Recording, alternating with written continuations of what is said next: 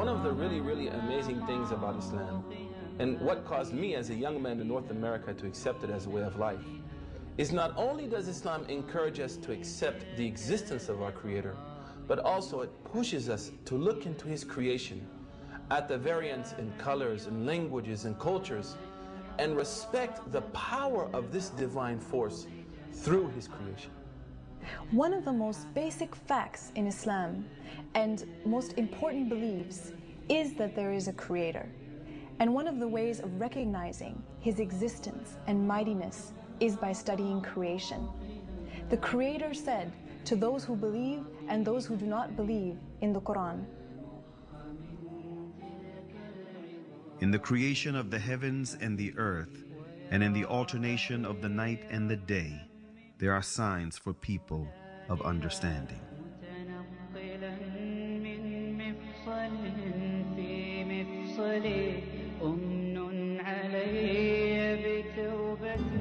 After deep thinking, many ancient and modern philosophers reached the fact of the existence of a supreme being who created this universe and is maintaining it continuously. Aristotle, an ancient Greek philosopher and student of Plato, tried to demonstrate this fact, saying, "We hold, then, that the God is a living being, eternal, most good, and therefore life and a continuous eternal existence belong to the God, for that is what the God is." If people look around them, they will see the intelligent design everywhere and in their own selves. Take the eye as an example. The light reflects on the object and then reflects on our eye retina, where it is transferred into pulses to a place in the brain called the center of vision. And it is probably one of the darkest places in the human body because it is completely insulated from light. It never saw the light. And all the images that we view in our lives are formed in this part of the body, the center of vision.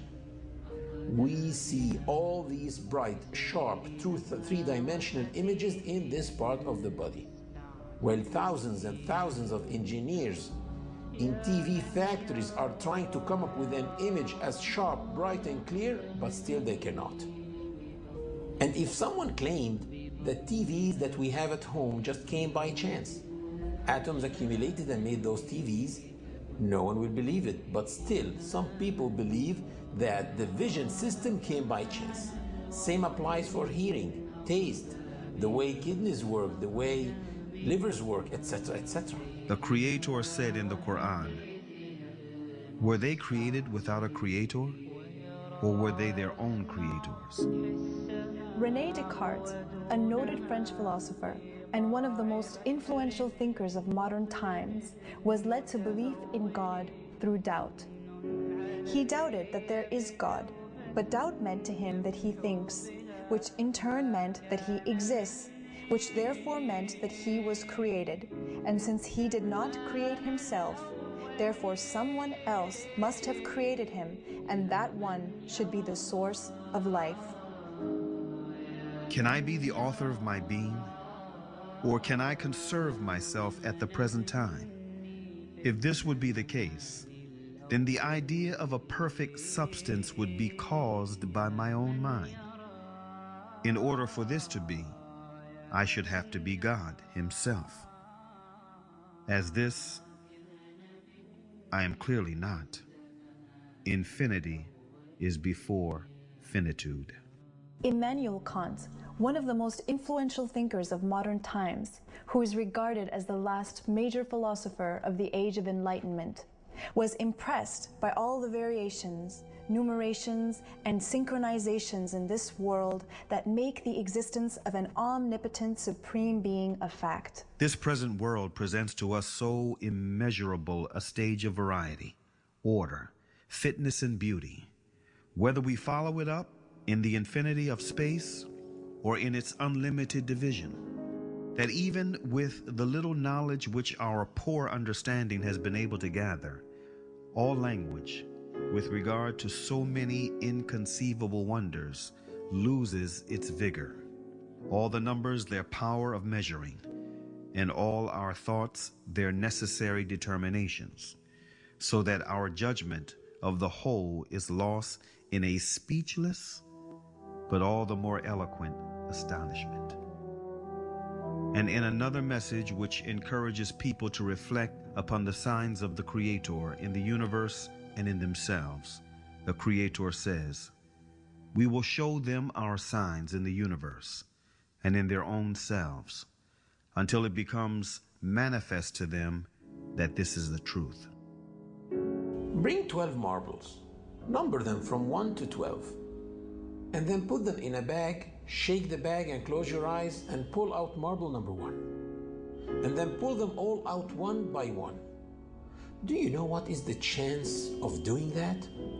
You need to try about 479 million times to pull them all out in order. So if putting 12 marbles in order is that impossible, what do you think the chances of having this entire universe come by chance, with all its systems, with all the precision, the synchronizations, the variations, the infinite numerations? People think that this can come by chance. Fred Hoyle, a famous English mathematician, expressed the impossibility of formation of higher life forms without a creator. The chance that higher life forms might have emerged by chance is comparable with the chance that a tornado sweeping through a junkyard might assemble a Boeing 747 from materials therein.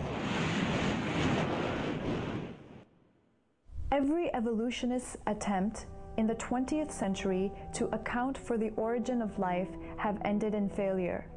Jeffrey Bada, a professor of geochemistry and a leading advocate of the theory of evolution, confesses this fact in the February 1998 issue of Earth, one of the leading periodicals of evolutionist literature.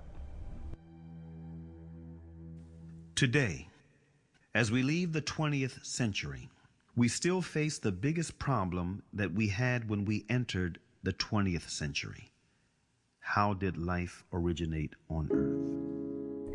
After lengthy studies and several experiments, the famous French biologist Louis Pasteur refuted the foundation that lays ground for the theory of evolution. Can matter organize itself?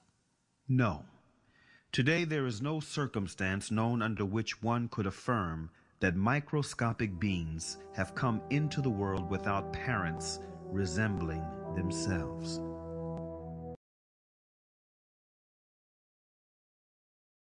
رب السماوات والأرض وما بينهما فاعبده واصطبر لعبادته هل تعلم له سميا ويقول الإنسان أإذا ما مت لسوف أخرج حيا أولا يذكر الإنسان أنا خلقناه من قبل ولم يك شيئا أولا يذكر الإنسان أنا خلقناه من قبل ولم يك شيئا